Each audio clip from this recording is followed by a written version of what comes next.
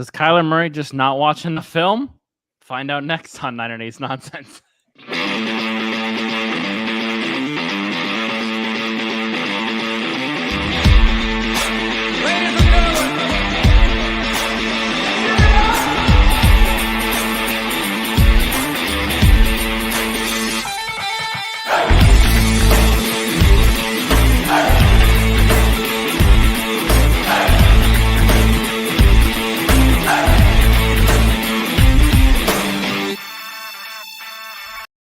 Hello and welcome to 9 and 8's Nonsense. We are getting real close to football season. 9 and 8 here with you once again, and the NFC West preview keeps on rolling. As you know, we do it in the order of where we think the teams will finish. So we got the Seahawks first because they might win 2 games. Next, we got the Cardinals, who are an absolute wild card. So this will be a really interesting 45 to an hour here. We got Johnny Venerable, a PHNX. Go ahead and plug the website, all that stuff people want to check out. I know the Diamondbacks are kicking the Giants' ass right now, so yeah, you love to see it. Yeah, thanks for having me, Nate. Check us out at gophnx.com, PHNX _Cardinals. We're a new digital media company taking over the Valley as of last fall, about to start our second year of coverage for the Arizona Cardinals. Myself, my better half, Bo Brock, former Arizona Cardinal wide receiver Frank Sanders, running back Damian Anderson. We got a stacked team, and good time to be doing this. I just left Cardinals training camp earlier today, and we got to chat with Cliff Kingsbury about all subjects, including Kyler Murray. So this will be fun. Sweet. I'm excited to have you on. I mean, I think out of the places that do Cardinal content, I think you guys are obviously the best. And, you constantly put stuff up on. I follow you even though I'm not a Cardinal fan, and I see all the stuff you put up. I just heard the cat scream. Oh, hey! Sorry, the cats are screaming at each other. That was bad. I'm sorry. Live radio here. I lost my train of thought. So let's talk about the Arizona Cardinals for the 2022 season. This is why I keep the door closed normally, but no one's home right now, so the cats are fighting. Kyler Murray got a contract extension. Let's start there. I mean, huge contract. I mean, obviously, it's nice to have a quarterback, a franchise guy. What are your thoughts on, Kyler Murray, and now that he's being paid like a top quarterback in the league? Or, what do you think about the guy? Let's just kind of get a general consensus from a Cardinal fan. Yeah, I mean, listen, I put this out there a couple different times. They have not drafted and developed and extended a quarterback since December of 1998. That was Jake the Snake Plummer. So it's been a long time. This is unprecedented territory. So you have to kind of do a litmus test when you compare it and the barometer to other organizations. This, of course, is not the Green Bay Packers that have been fortunate to go from Brett Favre to Aaron Rodgers. I mean, many other franchises, this is just common knowledge. You draft a quarterback, they're a star, you pay them, you have a long period of success. That has eluded the Cardinals, and they have had more success kind of falling into older quarterbacks like a Kurt Warner, like a Carson Palmer. So then they get this entity, right? And they really did truly earn Kyler Murray. They tanked. They're not tanked, literally, but they were awful in 2018. The Niners were the only team that was even close to as bad as them that year. And that was the year they, of course, got Nick Bosa. So they earned Kyler Murray first overall. And the resume speaks for itself. He was the rookie of the year, right? 2-time Pro Bowler. He has improved in every metric statistically each of his first 3 seasons. Completion percentage, touchdown to interception rate. He's so efficient throwing the football deep. Pro Football Focus has him as the best deep ball thrower in the NFL. And while he has missed a couple games, he's been able to stay healthy. It's just he's compromised at the end of the season because the offensive line falls apart and then his game suffers. And I'm sure we'll talk about the struggles this team has at the end of the year. But all that adds up to they were going to pay him. He was never leaving. They told us many times they were never entertaining trade offers. But he does come with some unusual quirks, let's call them, compared to other quarterbacks. He is not Russell Wilson, right? He is not Andrew Luck. There are 32 different starting NFL quarterbacks, and they're not all mixed and matched the same. He's a little bit of an introvert. He's quiet off the field. He's kind of does his own thing. And now it's come out, and he's admitted this as much. I think there was a New York Times article last December, like he relies on his athletic ability more so than cranking out millions of hours in the film room. That's not very different than like an early year Brett Favre or Ben Roethlisberger or Michael Vick.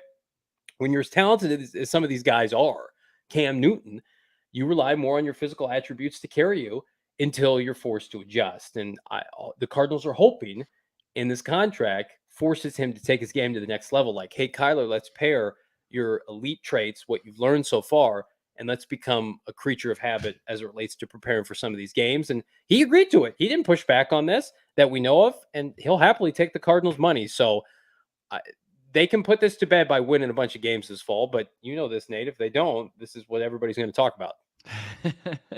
I mean, the thing about it that's interesting is Kyler Murray, from the minute he came in the league, I think pretty fast 49er fans were like, okay, this guy's pretty good, but he's never become that guy who breaches the top 10. I think he's always been, 15 to 12 is where I've at least put him. What do you think has been the thing that's kept him, from reaching, that top 10 where it's funny because Stafford went to the Rams and immediately finally people started, talking about the fact that he's a top 10 guy, even though he's probably been a top 10 guy his whole life. He just played for the Lions. I mean, what is the stuff you need to see from Kyler Murray to really think he's top 10? Well, I mean, I think he's top 10. I think he's his physical traits and his athletic ability. Is he a top 10 in terms of winning percentage? Of course not. And I think that goes along with it. And I also think he's gotten jumped nationally perception wise by the young man that was just in the Super Bowl in Joe Burrow. A lot of people put Justin Herbert in front of him too. So those are fair, right? I here's what I'll say.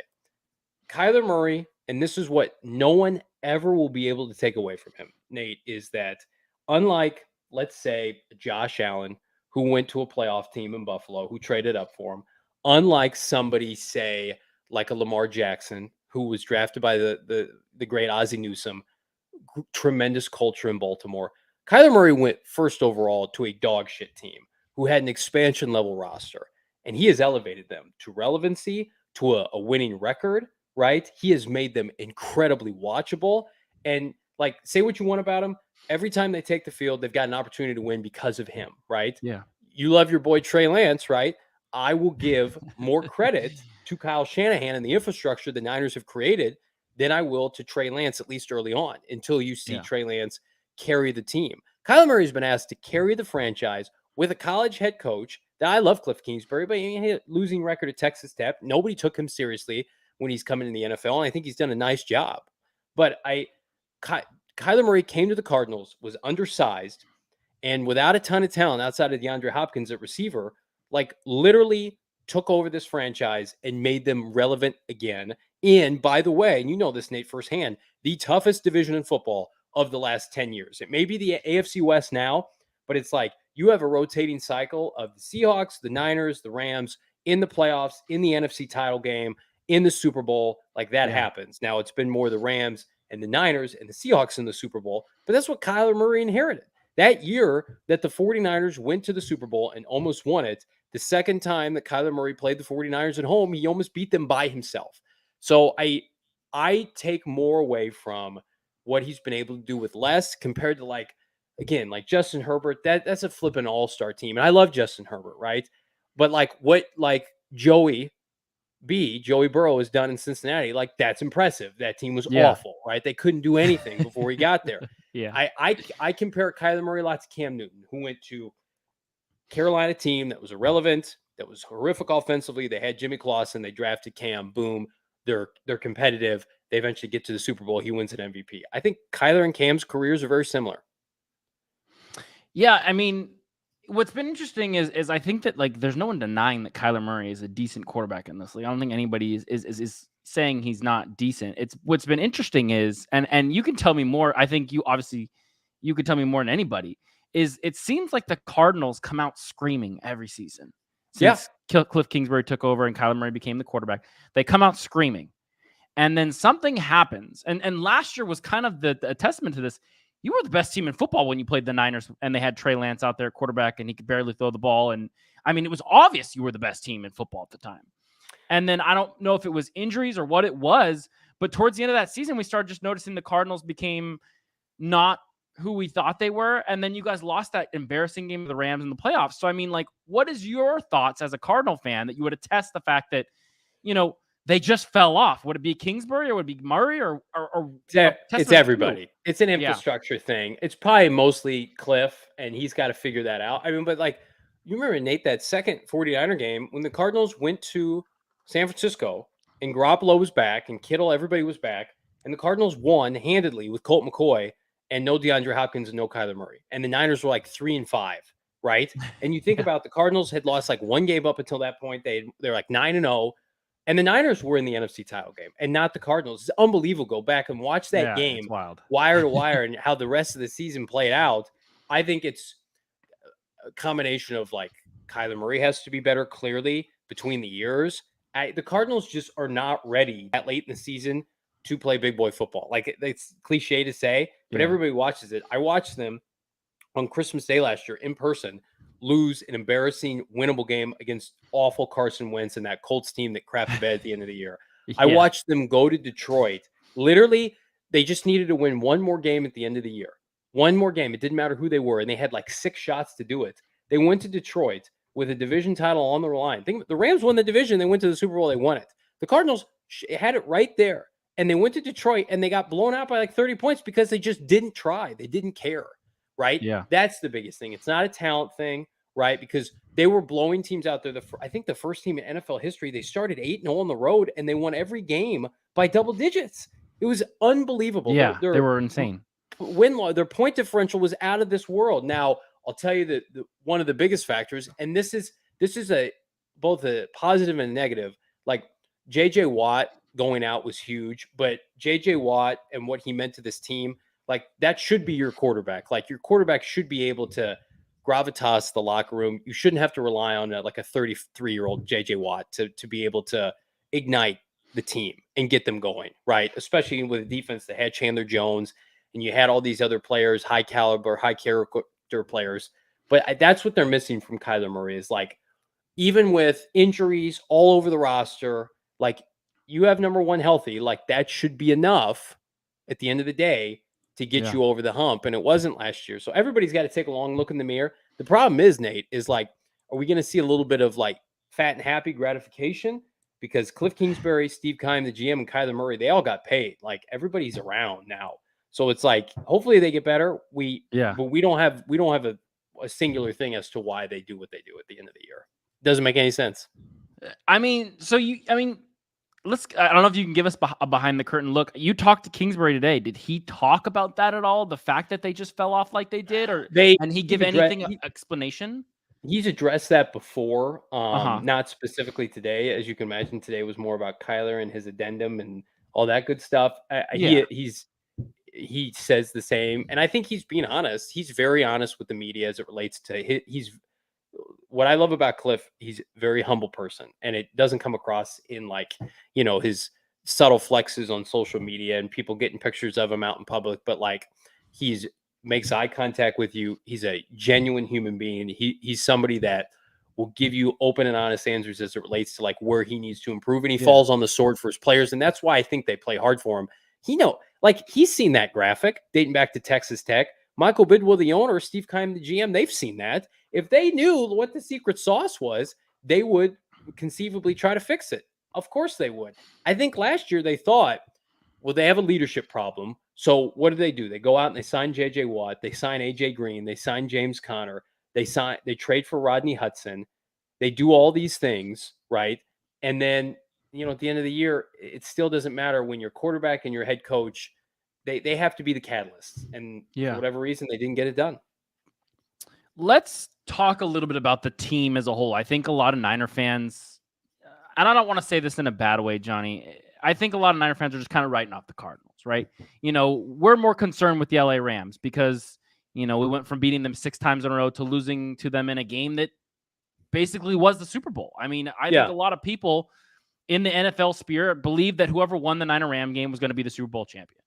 And so I want to know more about the Cardinals. Tell me about this defense. Chandler Jones leaves and goes to, pretty sure he went to Raiders. Raiders. I want to say Oakland. I said Oakland. What is the outlook for the defense looking like this year? I mean, last year your defense was pretty nasty. It seemed like Jimmy Garoppolo really struggled against them. And Trey Lance, obviously he was a rookie. It's a different thing, but there were a couple times they got to the red zone in that game and they just couldn't put it in because that defense, really held them down. So I'd love to know, did the defense get better? Did it get worse? And what do you think of it? Well, it did get worse. They are going to try to supplement defensive personnel losses by scoring more points offensively, and I like that approach because I think it's an offensive league, and I also think this. They play the NFC West and the AFC West this year, and they play a bunch of Pro Bowl quarterbacks, especially in the AFC West. I just you're not stopping anybody just trying to band-aid a bunch of holes defensively. Yeah. You need to grow it organically. They drafted a couple pass rushers in the mid rounds, right?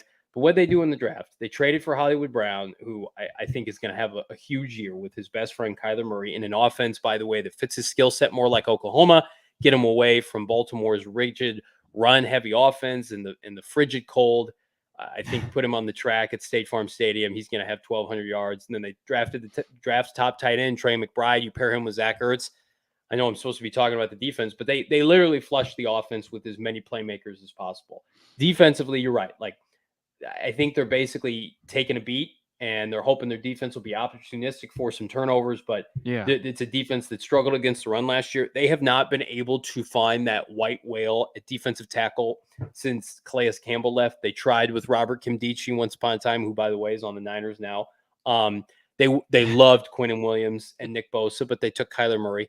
They loved Derek Brown, but he went one pick before, and they took Isaiah Simmons, who, by the way, is under the microscope this year. Is going to be a nice player, but I don't know if he'll ever live up to top 10 status, right? Yeah. They do not have a quintessential, star defensive tackle. And you have to have that in today's NFL. And they don't have it. They've got JJ Watt and a bunch of B minus, C plus guys. And that might be kind. If JJ Watt goes down, that position group is by far the weakest on the team. Their back seven is, I think, where the strength of the defense is. I mentioned Isaiah Simmons. I think he's primed for a breakout year. They took Zaven Collins 16th overall. Reports have been pretty mixed on him as it relates to didn't play much as a rookie, was supposed to call the defense. We don't really know what's happening with him, but their secondary should be good. I mean, Budda Baker is elite. Jalen Thompson is one of the most underrated safeties in the NFL. Byron Murphy, Marco Wilson, they're nice corners. They're physical. The problem is for the Cardinals is I think teams are just going to line up and run the ball right at them, hence somebody like San Francisco. Yeah. And let's see if they can stop the run, because people will want to keep Kyler Murray in that high octane offense on the sideline. So what I do think is I think that the Cardinals have equipped themselves with enough talent offensively to be a top 10 offense. And I think they can get to the playoffs with a top 10 offense and a defense that's 19th, 20th, 21. If it's flipped, you can't do that in today's NFL. So they're at least playing to their strength a little bit. We're going to talk about the offense, obviously, but I have a question here. That's the kind of the glory of doing this thing live. We got Raymond Martinez Jr. He said, so do you believe that Kyler Murray is going to take on a leadership role this season? And if so, what has he shown you so far to lead you to believe that the leadership is one of his intangibles? Well, I mean, he hasn't. He leads in a different way, the way that we don't see. I mean, we're not privy to being with him, with his teammates in the locker room. I mean, he has been dragged through the dirt this entire offseason. And outside of getting his contract, I mean, he's taking shots left and right. I mean, it's not only this addendum, but you mentioned leadership. There was that Chris Mortensen report that came out. I mean, like, if I'm Kyler Murray and all I've heard for 6 months is people think I'm a joke, right? And I'm somebody that I've dominated in the NFL at certain times. I'm a legitimate NFL quarterback, and people are just taking shots at me. I would want to come out and prove everybody wrong. Now, that's me. I can't want it for him, right? Yeah. But I do think that they will probably rally around this. I don't know if it'll be enough to get this team over the hump, but I think we will see an acclimation process with Kyler Murray, and he will be better. Is he ever going to be Russell Wilson? No. And I think that's the unfortunate part is everybody comps Kyler to Russell because they're smaller and they run around. Like, Russell Wilson is just built differently, and Kyler's Kyler. And so can he grow and develop? Absolutely. I use the comp a lot with Big Ben and those early Steeler teams where he was immature and he just relied on his instincts and his playability. And then he got better over time and became a leader for that Steeler team. The Cardinals need that from Kyler Murray. Cool. Thanks for that question, Raymond. Really appreciate it. So obviously, I think majority of this show is going to be spent talking about the offense. And you can tell me, I don't, for some reason, I'm remembering a DeAndre Hopkins suspension, but that might have been last year. No, Was it? that's real. That happened. That's going Okay. on. Okay. So let's start there. Let's talk about this. So obviously, he's being suspended. I think it's 6 games, right? Or is it 4? It's 6. It's 6 games. They just upped it to 6, which is very Cardinal-esque that it happens the first year. So, you mentioned I think that they drafted a wide receiver. They have the slot guy they used last year. I'm trying to Rondell remember his Moore. name. Yep. Rondell Moore. These first 6 games without Hopkins, who is so important. Hollywood Brown's going to be your number 1 wide receiver, most likely, right? So, like, what do you think of this wide receiver core? Obviously, you're not going to play the 49ers in those first 6 games, but I mean, as we've seen, the first 6 games can kind of be make or break for a lot of these football teams.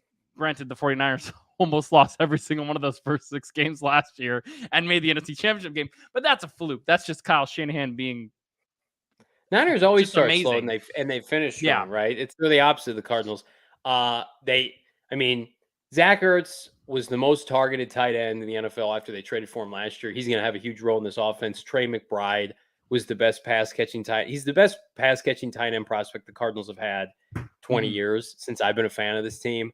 And it wasn't a need, but I credit the Cardinals forward thinking when they took him, because it's like, shit, this is a borderline first round pick, and we got him at like 58. He's looked great. Like they have 2. Didn't they just pay Zach Ertz though? Yeah, they have 2, but they have 2 good tight ends now as opposed to 0, in years prior. And like AJ Green is an afterthought. He had 900 yards for this team last year.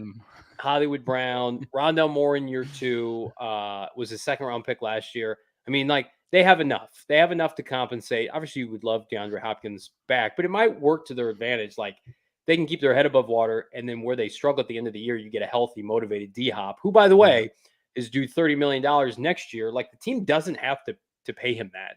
They could pull a Dallas and do what happened with Amari Cooper and just say, we love you, D-Hop, but things have kind of gotten rocky last 2 years. We're going to save $30 million. We're going to trade you.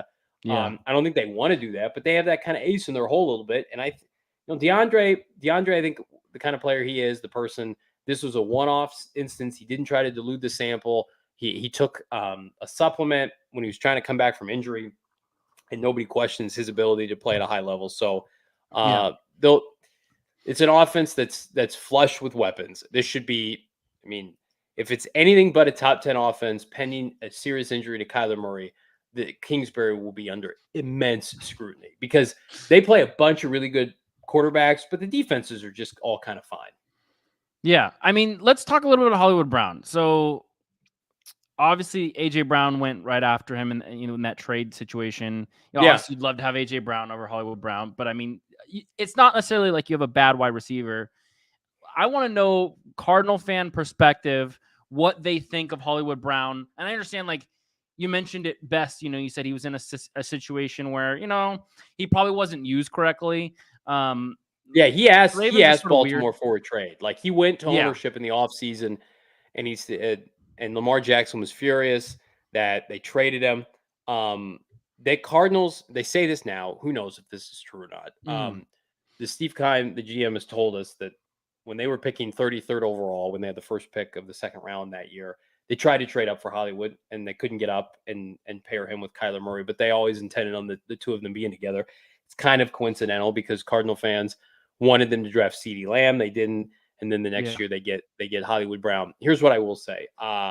They wanted to draft a receiver. If you remember how the first round went, the Cardinals had some foresight here. I'll give them credit. All the receivers went before pick 23. You got a hype man right here. Well, Jordan P is literally telling everything about the Cardinals right here in the comments. Oh, Jordan comes on our show. It's good to see Jordan. They had telegraphed that all the wideouts in the draft, they'd worked out Johan Dotson. They loved Garrett Wilson. They loved Treylon Burks. They worked out everybody. None of them got even close to 23. So they had their ace in their hole. They had Hollywood Brown on a plane to Arizona. They had the deal done before the draft, and then they basically culminated it when the first round started to fall the way that it did. It keeps Kyler Murray happy, right? That was a big deal because it was in the midst of the social media scrub. But I also think You traded away to pick 23. You got a 3rd-round pick that they use on a pass rusher. He's still on his rookie deal. He's cost controlled for the next 2 years. He had 1,000 yards receiving last year. It's not like Hollywood Brown's some bust. Like, they think, okay, you had 1,000 yards last year. With, by the way, Lamar was hurt for half the year in Baltimore. So that was with that backup, Boykins in Baltimore. So they say, okay, Kyler Murray in a pass-happy offense in beautiful, Phoenix or Glendale for 17 games, like you should have 12 to 1,300 yards, especially when Hopkins comes back and you're facing number 2 and 3 corners. So they did not have anyone via Pro Football Focus. And this is including DeAndre Hopkins. They have the worst separation rate of any wide receiving core in the NFL the last 3 years. And that's with Kyler Murray, like I love Christian Kirk. I hope he does well in Jacksonville. I think he will. But do you think he's worth that money though? By the way, no chance. And help get him that money. Kyler Murray and the Cardinals fed him the football. And Christian Kirk has never had 1,000-yard receiving season. And so we're talking about like Hollywood Brown, like, oh, he's just some guy. Well, they're not paying him anything, and the Jaguars are paying Christian Kirk almost $20 million, and Hollywood Brown's a better player than Christian Kirk. And you're buying him. You're buying a commodity that you feel like is going to be on the rise. You're buying a stock. And the AJ Brown thing, listen, I get the frustration with that, but what did the Eagles do right after they traded for him? They paid him like $100 bajillion million guaranteed. Like the Cardinals haven't paid Hollywood Brown's salary is like $2 million this year. And then he's on his 5th-year rookie option next year. And then they could franchise him. Like AJ Brown left Tennessee because he wanted a bunch of money, and the Eagles are paying nobody anything because they've got a 2nd-round quarterback starting for them. So the Cardinals had to pay Kyler Murray, and the Cardinals are paying DeAndre Hopkins $30 million. I will give the Cardinals credit. This is a wide receiver weaponry league. The Niners have done this. Ayuk, Debo, Kittle. Like, you got to have fucking baller dudes to win championships. The Rams did that when they got Beckham. Cardinals are like, shit, we're going to go out and get a bunch of tight ends and receivers and backs. We're just going to try to be just so explosive. It's track meet. No one can keep up with us. And that's what wins in the NFL. That's why the Packers aren't winning the playoffs, because they were so dependent on Devontae, and God knows what's going to happen to them now. But at least I would be more frustrated. I was going to be so sick to my stomach if this team took like a random corner or a, defensive end. The Cardinals needed to be more explosive. They did not look good offensively down the stretch, and they went out and got a playmaker. And I can't be mad at that. I was shocked that it happened, but I think Cardinal fans, I mean, he started today not on the best footing. He's got a little bit of a hammy. He's on the non-football injury list, but he's only missed 3 games in his NFL career. Hollywood Brown, the Cardinals, I don't know how they're going to do this year. I think they're going to make the playoffs. Who knows? But if Hollywood Brown plays, he's going to be a good player for them. Don't spoil that. We'll save that for the end. But so, you lost Chase Edmonds, and obviously, he was supposed to be the big wide receiver, supposed to be important. But it seemed like last year, things kind of changed halfway through the season. The guy, God, I'm drawing blanks today. It's been a long day. Your current the guy who ran all over the 49ers when James Conner. James Conner is now your number 1, running back. I even have him in fantasy. I can't remember his name. I'm just like drawing a blank. I mean, what is the thought out there in Arizona with James Conner being, running back 1? Obviously, he destroyed the San Francisco 49ers last year. So, I mean, that was a huge deal. But like Chase Edmonds people really liked him, and you guys just let him go to Miami or New York. Yeah. So the Cardinals wisely figured out what they needed from the running backs after 2 years with Kyler Murray. They need big physical backs because Kyler Murray, unlike Trey Lance, right? Unlike Kaepernick once upon a time and Cam, cannot convert in short yardage unless it's like bootlegs on the goal line, right? Mm-hmm. Design runs where he can put the ball over the goal line and walk in. If it's 4th and short and 4th and goal, like you don't have really Kyler's option as a runner because he's 5'8", he's undersized. So they said, okay, they had missed so many short yardage conversion in 2 years ago. It kept him out of the playoffs in 2020. So they literally brought in James Conner, and he almost has 20 touchdowns for them. That's how much that role was missing.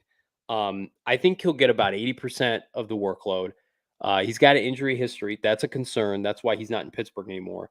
But he got a nice basically 2-year contract that pays him good money. They also signed a running back by the name of Darrell Williams, who was in Kansas City, who really outplayed Clyde Edwards-Helaire for long stretches of his career there. He was just kind of floundering as a free agent. And Patrick Mahomes calls Cliff Kingsbury to tell him, you got to work this guy out. He's a dog. And the Cardinals did, and they signed him right away. And so he's their number 2 back. Eno Benjamin, who's Valley native, Arizona State star. They got him in the 7th round. He's sticking around. I like what they've done with the running back group. Similar to like San Francisco, it's like, hey, don't take running backs in the 1st or 2nd round. Just collect a bunch of guys who can fill roles. And they like running backs by committee. Kyler is such a threat running the football that I think really it makes the running game kind of a running game plus. They'll always have a good running game with Kyler Murray's, threat of his legs. Connor's just so physical. And the biggest knock on the Cardinals and Cliff and Kyler is it feels like finesse football sometimes. And I see that. I can agree with that. I don't disagree with that, especially Rondell and Marquise Hollywood Brown and Kyler Murray are all small, right? And they don't, up until, acquiring Ertz and getting Trey McBride, they haven't had a big physical tight end. So James Conner gives them legitimate physicality and a violent running style that helps them and helped them last year put away games. And that's you can't put a price on that. Like, he is somebody that's worth more to the Cardinals, I believe, not only for his play on the field, but his presence in the locker room than anybody else. And so bringing him back was a no-brainer. And I think, health permitting, he's going to produce big numbers again this year. Oh yeah, he better, because he's one of my number 1 running backs besides Joe Mixon in fantasy. I'm relying on him this year. So no, he's a dog, man. He's big time. So with Russell Wilson, you kind of notice, these shorter quarterbacks, they can't see over offensive lines. Like, they struggle, right? And so, one of the biggest things with Russell Wilson that was interesting is the guy always asked for wide receiver, for tackle help, guard help, center help, all that stuff, right? What is the deal with, the Arizona Cardinals offensive line? Is it just serviceable? Is it one of the better offensive lines? I mean, when you think about Kyler Murray and the fact that he plays a lot outside the pocket because he can't see over the guys, how much does it matter if they're good players? I think Rodney Hudson is coming back. He is, thank goodness. Yes. Yeah. So I had it sourced last month. He was going to retire. The team was kind of taken back by this. He didn't show up to anything. Unlike kind of like Alex Mack. Like, Alex Mack told the Niners, I'm done. That was a disaster. Right. But Rodney kind of led the team on, and then he told him he was done, and then they waited, and now he's back. So they need to draft a center next year because they can't do this again. But he's their best offensive lineman. He's fantastic. He is just the stalwart. They have 2, I think, underrated B+ tackles in DJ Humphries and Kelvin Beachum. Their issues are Justin Pugh's good at left guard, but he's already said this is his last year. He's an older player that can get nicked up. And then they're doing a reclamation project. Right guard Will Hernandez, who I loved once upon a time, kind of out of UTEP, went to the Giants, was not good. That was a first-round pick, wasn't he? Just outside the first round. Yeah. Okay. But he was a first-round caliber pick. Yeah. Yeah. He was somebody that I remember draft crush, right? I saw him today at the facility. He's one of those bench press phenom guys. He's just an absolute huge mountain of a man. The Cardinals took a flyer on him. Number one, their offensive line coach, Sean Kugler, was his coach at UTEP. So there's a connection there. And he's got Hispanic heritage, and he just feels more comfortable here. So if it's going to work anywhere for Will Hernandez, it's going to be here in Arizona. So they are hoping and praying that works out, because let's just assume Rodney Hudson is really going to retire after this year. None of their starting 5 offensive linemen are under contract next year. None of them. Assuming Rodney Hudson retires. He's under contract, but nobody believes he's going to play past this year. Yeah. So I think this group is very underrated. I think this group is probably, if they're healthy, somewhere around 16th in the NFL, 17th, 15th. But people talk about them like they're the worst in the NFL. They're not. Kyler Murray sometimes takes QB hits because he holds the ball too long, or he does scramble out of necessity. Yeah. He leaves a clean pocket. This offensive line is good enough to get in the playoffs. We saw it last year until, Rodney Hudson got COVID, people got banged up, but it's not the liability it once was. Do they need to draft and develop some younger guys? That's easier said than done, but yeah, they need to start using some premium resources up front on the offensive line. But for this year, it should be pretty good. Certainly better. I think it's certainly better, obviously, than what Seattle has. And I think, LA's got a lot of question marks now. They lost their left tackle. Pro San Football Francisco Focus has a lot of question marks too. They do. I mean, the thing is, like, we don't know who's playing center in San Francisco. We have literally no idea, Johnny. We have no clue. I thought the Cardinals and the 49ers were going to have to duke it out for like J.C. Treader or somebody for the last Nobody 6 wants weeks. them. Weird, yeah. That is weird. But it's just trending to hate on the Cardinals O-line, and I know Pro Football Focus does a nice job. They track everything, but like it's good enough. It's good enough. Johnny. Do you know who Jake Brendel is? Do you know who that is? It sounds familiar. You shouldn't. He played 6 games in the NFL, and that's probably going to be the 49ers center. So if you want an idea of how bad it is with the center position, it's not. You want somebody. They should have didn't they draft a running back in the 3rd round? You should have used it on a center prospect to like grow with Trey Lance. That was pretty bizarre that they did that. You guys talk about that at all? They didn't know if Alex Mack was going to even retire at that point. That was the thing, is like nobody even knew. Like you say the Rodney Hudson thing was bad.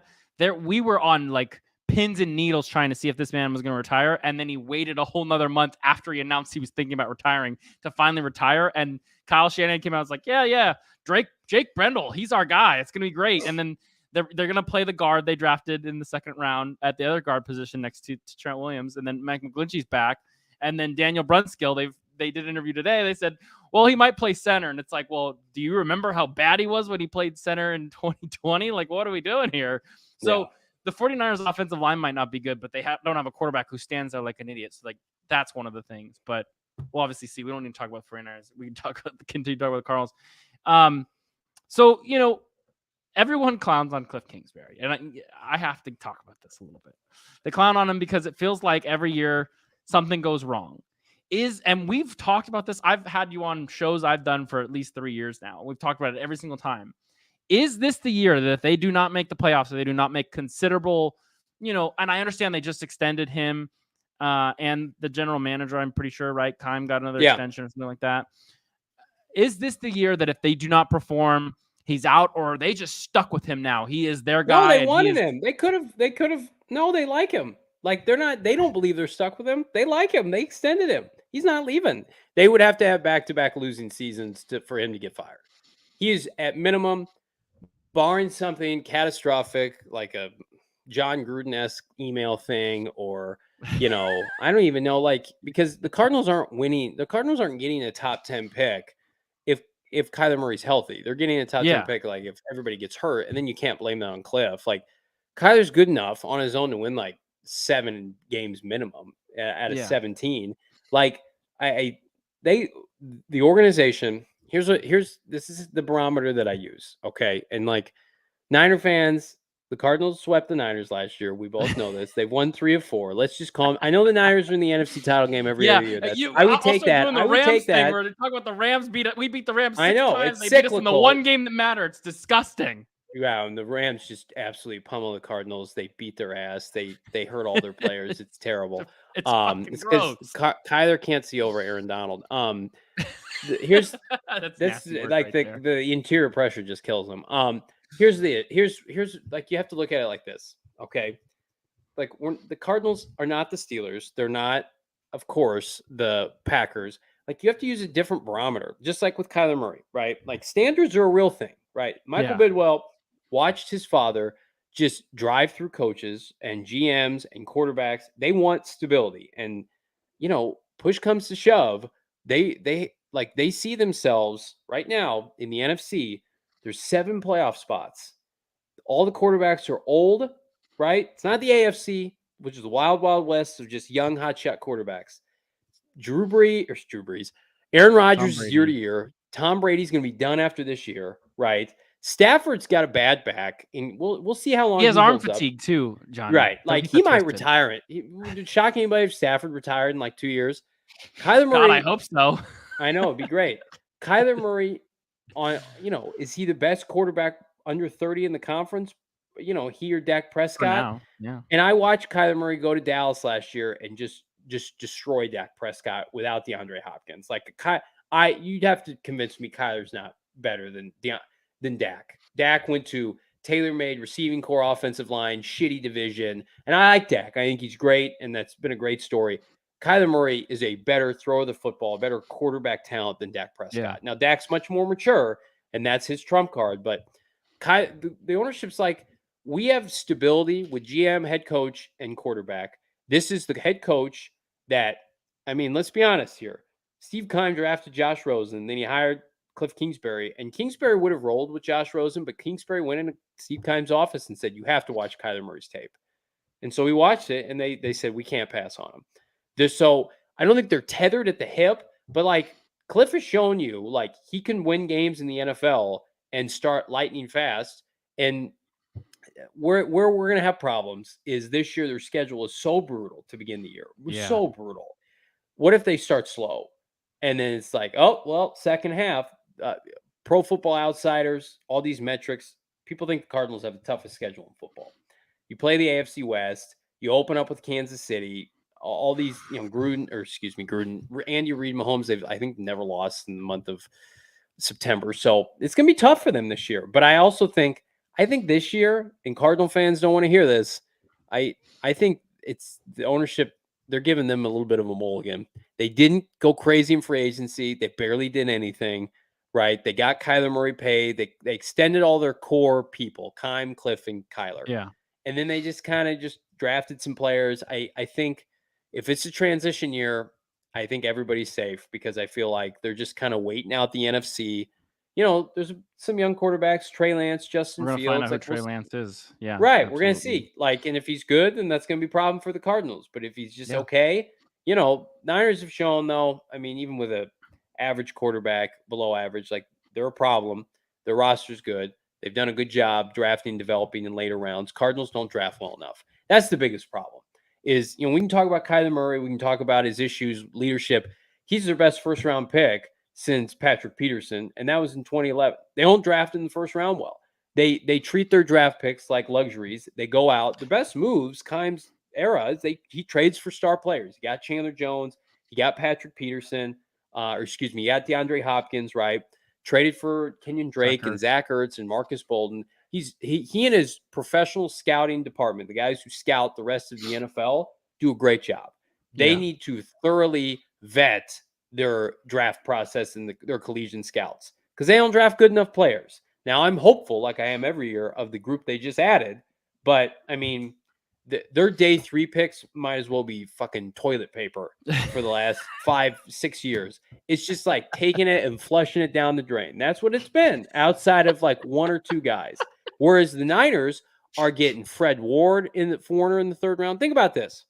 Fred Warner maybe is the best inside linebacker in the NFL. The Niners is the best inside linebacker in the NFL, Johnny. Put some respect on Fred Warner's name. Okay, you're on my show. I just said that. I'm doing some flip kick on the internet. The Niners put them out on conveyor belts, like Fred Warner, the elites at inside linebacker.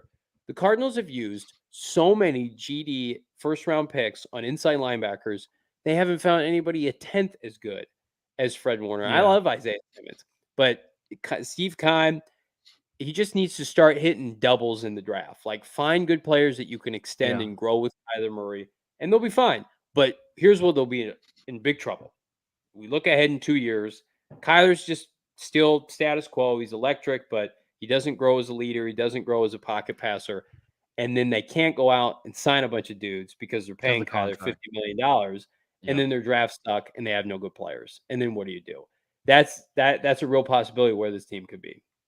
That's not great. That's where we're headed. We're either headed for Kyler turns a corner and ups his game and is worth the contract, and they hit on some players, and then they're competitive and they may win a division title and have a nice playoff run or two, or Kyler isn't the guy to elevate. He just plateaus, right? He stays between 12 and 15, according to you, and then he doesn't, and then they don't hit on draft picks, and there's like, what do we do? So we'll see. Yeah, I've got 2 more questions, and we'll let you go for the night. The first one. So the Niners don't go to State Farm Stadium this year. We're playing in Mexico City. I mean, what do you think as a Cardinal fan of the fact that the Cardinals home game is in Mexico? I mean, you might know better than I do since you live in Arizona, But I would think there'd be a lot of 49er fans in Mexico, but there might be more than in Arizona than Cardinal fans. I'd love to know your thoughts on this game as a whole. Well, I think I'm going to the game. I have Nice. to renew my passport. I think they're going to send us. Here's the thing.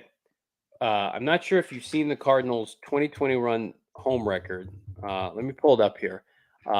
It was ass. They were awful at home last year. They were historically bad. They deserved to have a home game taken away. That's how bad they were last year at home. I think they won. I'm being honest with you. I think they won 2 home games last year. One of them was the Niners. Absolutely. Yes, it was the Niner game. They beat the Minnesota Vikings at home. They beat the San Francisco 49ers, and they beat the Houston Texans. And then they lost Green Bay, Carolina, LA, Indianapolis, Seattle, end of the year. They were 3-5 at home, and that cost them a division championship. It cost them the 1 seed.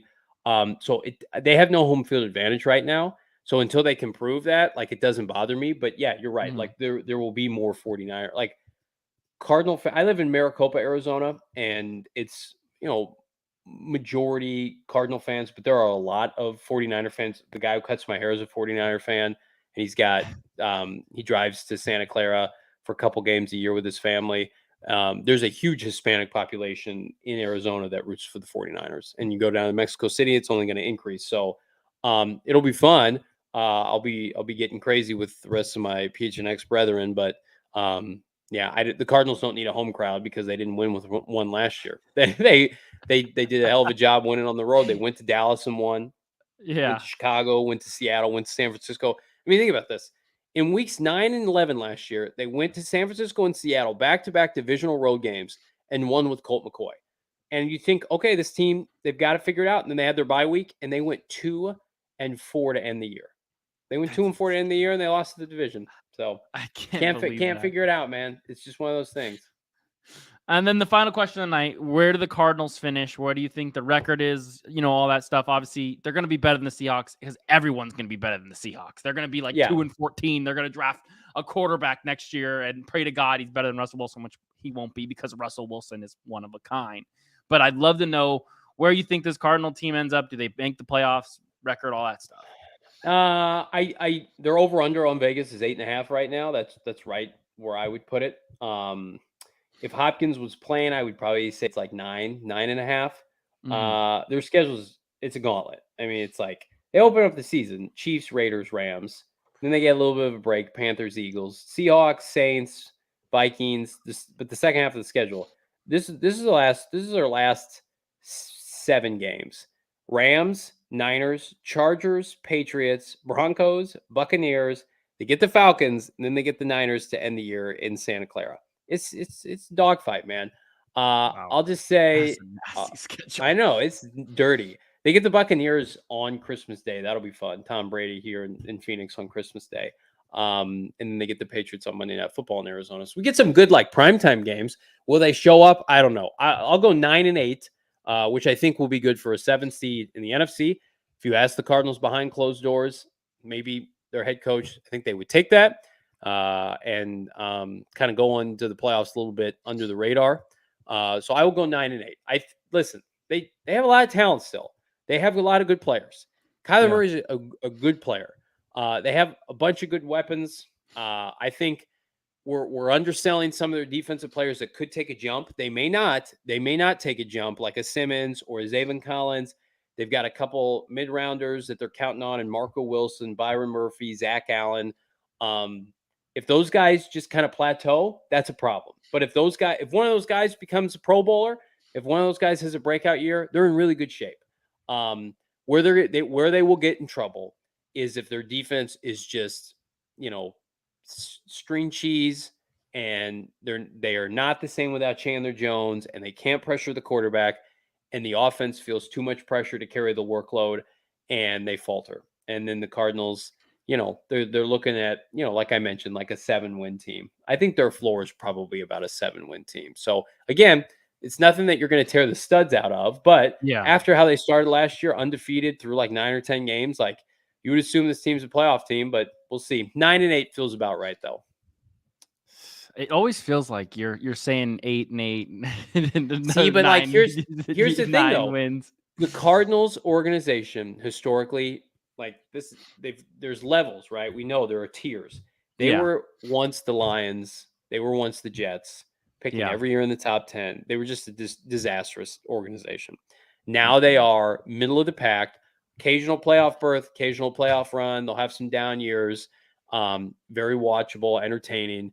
To be able to get to that next level, they have to have an elite head coach and quarterback GM, and they don't have that yet. And until they do, they will never be, in the upper echelon. But it's not a bad place to live. They give the city and the valley hope, and we're hopeful that they can be competitive all year. It's good for our business, and we are at the end of the day just fans. So I would love to see them do well. We're personally invested with a bunch of guys on the team. I think they have high character. I mean, they brought in a bunch of high character last offseason. Totally. And players like Cliff Kingsbury, players like playing in Arizona, they have a first-class facility. I mean, they have a lot of stuff going for them. So I don't think a non-playoff season is going to derail what they've built. But I mean, this Kyler stuff, it dominates everything. He's a bigger brand. I don't have a problem saying this. He's probably a bigger brand than the Cardinals themselves. I mean, he makes them relevant in a lot of ways. So he's going to continue to elevate him. Like Trey Lance could be a Hall of Famer. He's never going to be bigger than 49ers, right?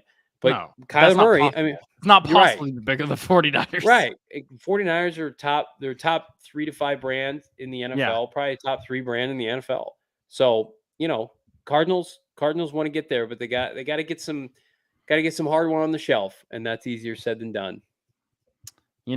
It's funny you mentioned, I got to do it. I'm sorry. You talk about the city giving the city of Arizona hope, man. Those Suns, they really let y'all down. They really shit the bed, man. It's a Suns town. Like, but when the football team's humming, they're 100% bought in. But I mean, my cohorts, at the end of the day, like we were expecting late. I thought we were going to play you guys. I thought it was it was going to be Warriors. We were robbed of that. We were robbed of a Warriors Suns playoff berth. And here's the problem, not to get too much into this, but all the people locally are like, just run it back. And I'm like, no, if you can go get Kevin Durant, like go get Kevin Durant, because we just had everybody and they lost to the Mavericks in the second round. Like, can't just do status quo. But see, when you're in a franchise, a sports town, sometimes we got low self-esteem. So it's just like, let's enjoy our 60-win season again. And it's just like, guys, let's go get a chip. Who doesn't care about regular season wins? The Warriors. Yeah, I mean, it'll be interesting to see what happens there, but that's for a different time. That's for a different. I had at least say one thing about the Suns, because it cuts deep, man. They were ready to raise the banners after the regular season. It was all locked up. The whole entire media world was ready to raise those banners. So when the Warriors pulled what they pulled off, it was pretty wild. But Johnny, I appreciate you coming on. It's always an absolute pleasure to have you on. I want you to give up the website for PHNX one more time, so people want to check it out. They can do it.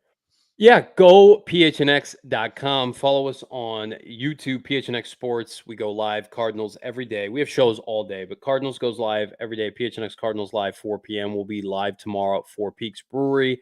I am at Twitter at Johnny Venerable. Follow, please, PHNX_Cardinals. Follow our podcast. Subscribe to Nate's if you're not already, because you're doing this right now. But subscribe to ours as well. Dabble into all the NFC West tree podcast. But yeah, PHNX Cardinals, where you can find me. Well, good luck to the Cardinals. Not too much good luck, because you did sweep us last year, so we do owe you revenge. I'll trade in those games if we can go to the NFC title game. Shit, I'll lose to the Niners every time if we can have a nice playoff run. Yeah, at least you don't have neither of us have Jimmy Garoppolo on our team anymore. So I was rooting for you guys, man. I thought you were gonna pull it off. And you know what? I was sitting in the press box when the 49ers came back and beat the Rams, and I'm like, and so the division title was there for the Cardinals again, and they lost to Russell Wilson at home in the last game of Russell Wilson's career. I'm like, of course, the Niners they gave it to them on a silver platter, and the Cardinals were actually winning in the fourth quarter, and they blew it. And then they went on the road to the Rams the next week, and the rest was history. So, if the Cardinals, I don't want to do revisionist history too much, but if the Cardinals won that division, the 49ers are Super Bowl champions right now. I don't know why. Well, the way the Rams were playing though, man, the home field advantage wasn't a big deal. I don't think they went to Tampa and beat Tampa in Tampa. That was pretty impressive. But they blew a 30-point lead. Yeah, they were the best team, dude. They were stacked. They were absolutely stacked. The Niners should have fucking gotten Stafford. They should have made the trade to get Stafford. I know you're all in on Trey Lance, but I mean, like, that team was ready to win last year. Yeah, well, hopefully they're ready to win this year, but I appreciate you coming on. Just a quick update about the cats for the people at the beginning. The cat walked in here earlier. She is fine. We are good. The cats are not dead, so no worries. They just got in a cat fight. When you have 3 cats in one house, that's what happens. My girlfriend decided we need another cat for some reason. Anyways, thanks for tuning in. Appreciate it. We will see you next week. We'll talk about the Super Bowl champion, Los Angeles Rams. As you remember, always, the hype train never stops, baby.